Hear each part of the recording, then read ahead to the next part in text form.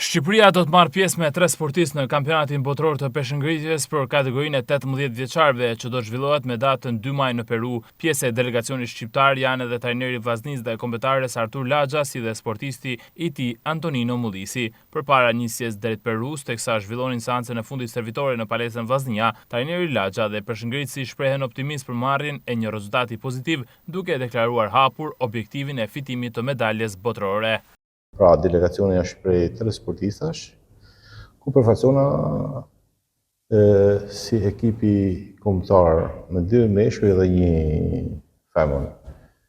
Pretendojmë që në këtë aktivitet të kthejna me medalje dhe ku me sportistin e ekipit vllaznisë Antonino Mullisi shpresojmë që të rendina në 3 më të mirët e botës. Shpresojmë në Zotit që bëjmë një diçka që asnjë nuk e ka arrit hala një moshë e tillë që shprehim forcën dhe vullnetin e sportit të peshëngritjes. Unë shikoj vetin në shtytje më shumë për me dalë me marrë një vend edhe 2 garë. Në peshën ose 67 ose 73. Unë shpresoj se të sjell shumë medalje në Shqipëri, edhe në botëror edhe në Europian, bashkë me profesorin.